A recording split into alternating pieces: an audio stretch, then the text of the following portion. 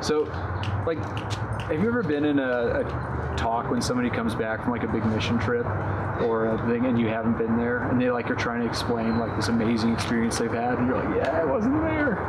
Yeah, you're not passing it on very well, but it sounds great. So I'm going to try not to do that to you all this week, because I was obviously on a pretty neat trip. I was really hoping it was going to be like this huge spiritual, like I was out in nature and I just feel so close to God. I want to tell you guys about this experience I had with God. And that's not really the experience I had on this trip.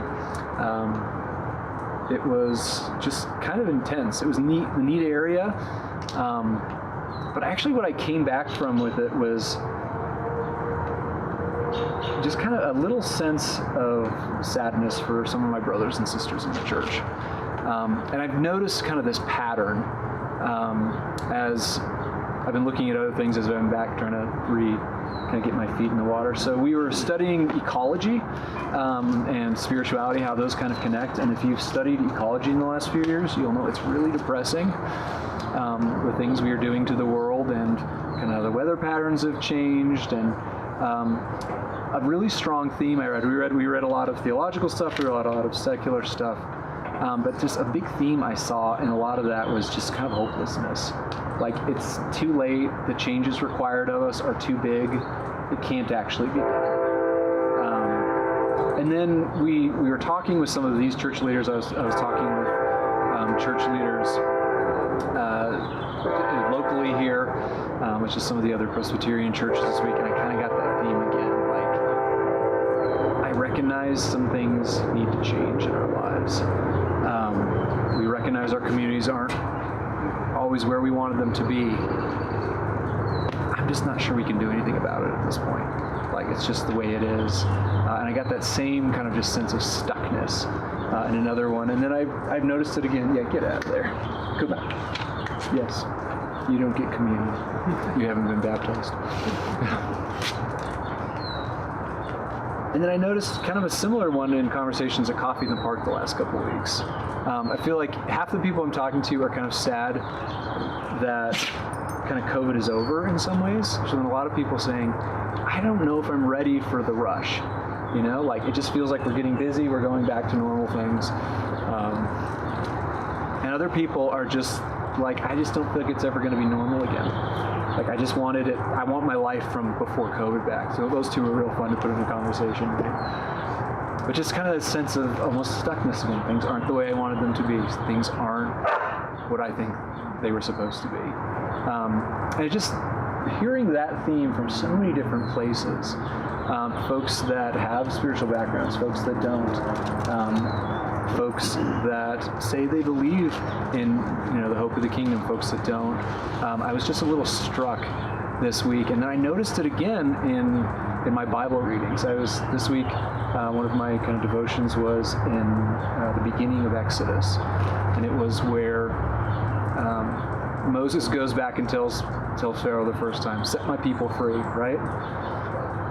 And the first thing that they do is like, okay, well, obviously if you have time to think about this, we're going to take away the straw.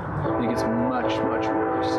And the leaders of the community come out and they curse Moses and say, God's judge between you and I.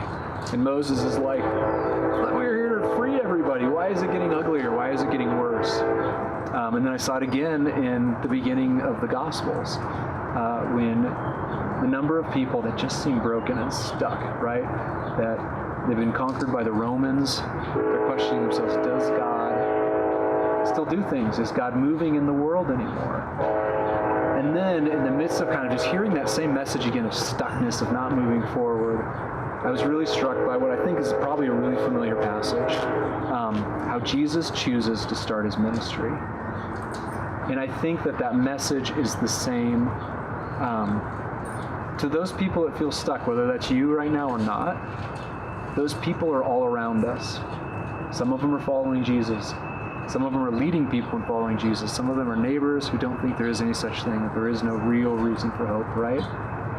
And yet I think every one of those people, Jesus' kind of breakout message from Luke is the exact same.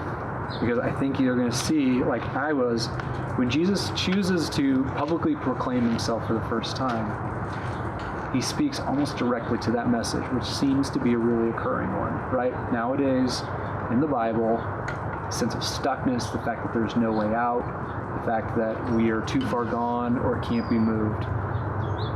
And in the midst of that, this is the message that Jesus says again and again. So Jesus went to Nazareth where he'd been raised, and on the Sabbath he went to the synagogue, as he normally did, and stood up to read. The synagogue assistant gave him the scroll from the prophet Isaiah, because he requested it. He unrolled the scroll and found the place where it is written, "The Spirit of the Lord is upon me, because the Lord has anointed me. He has sent me to preach good news to the poor, to proclaim release to the prisoners, and the recovery of sight to the blind, to liberate the oppressed, and to proclaim the year of the Lord's favor." He gave back the scroll to the assistant and sat down to teach. And every eye in the synagogue was fixed on him. He began to explain to him, "Today, this scripture is fulfilled just as you heard it." I think I was struck by the fact they'd known this scripture, right? Just like we do, many of those passages. And they were looking at their life circumstances and probably saying something like, well, it's probably more of a metaphor for inner peace that we can have in the midst of all circumstances. Maybe it means someday God will do things again. And Jesus stands up as a total nobody with, as far as we can tell, no formal training, right? He's a blue-collar guy from town. They grew up with him. They knew him. They're still oppressed by the Romans. They're still God's chosen people who are supposed to have a special place in the world and find themselves anywhere but. And he speaks a message to people who are poor and probably feel like there's no way out of their poverty.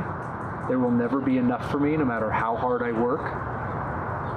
He speaks to people who often are literal prisoners, or people who feel trapped by everything from addiction to despair, feelings of worthlessness, things about themselves that they think they will never be free of or rid of, maybe broken relationships, mistakes.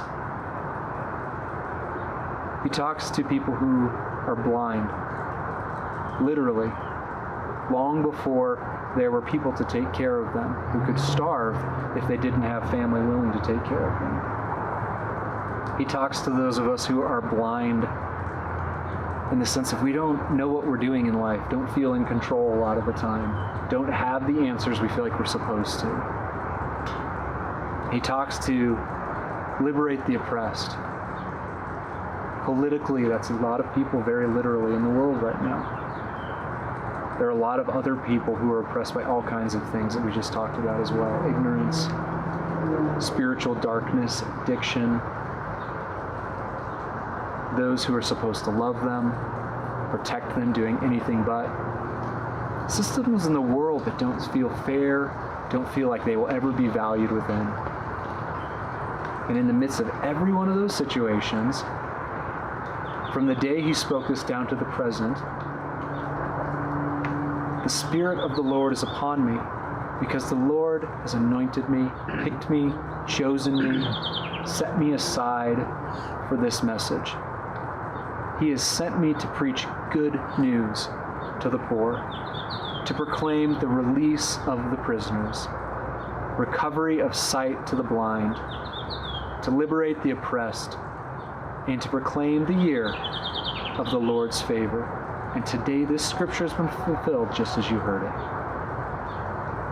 I think they probably were pretty excited about that. Although they may not have taken him at his word at that point. They were ready for triumphal entry, right? Not knowing that this would launch a ministry where he hung out with all the wrong people, spent no time around the influencers, and would eventually end up on a cross. And in so doing, break the power of every one of those types of oppression and darkness and blindness and sin, offering true freedom, true nearness and presence of God. And then he would take a group of scrappy, somewhat backward people, men and women, who got everything wrong, and say, now you go. Proclaim the year of the Lord's favor, that there is true freedom, that there is true sight from blindness, that the Lord is near you and for you, that God's presence is here in me. The same message that at some point got each of our hearts and told us the stories of despair and stuckness are actually the lies, despite what it looks like in the world, despite what it feels like and what everyone else says. And he sent a bunch of somewhat backward people without the obvious answers, like those sitting in a backyard right now, to proclaim the year of the Lord's favor, to say God is near, that there is light in darkness, that there is freedom from any form of oppression. We can get used to that message and forget how sharp it really is, how defiant it really is in a world that often says otherwise. In a world that is used to Christians talking and offering something very different than what I just described, right? And so, brothers and sisters, we get the intimidating but exhilarating task of first looking and finding, is this the gospel living in our hearts? Are we defined by hope?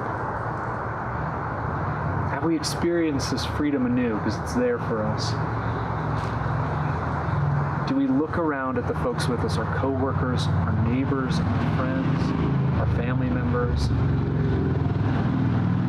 and ponder, what does it look like to really say this message so they can really know, so they can really believe it again? Freedom is available. God is near. I feel like I heard a lot of kind of depressing messages, a lot of stuckness the last few weeks. And I feel like the message that God had to me yet again is that is not the true story. I don't care what the circumstances look like or feel like. There are no dead ends in the kingdom. There's always a way forward. And I need you to go out and tell people again.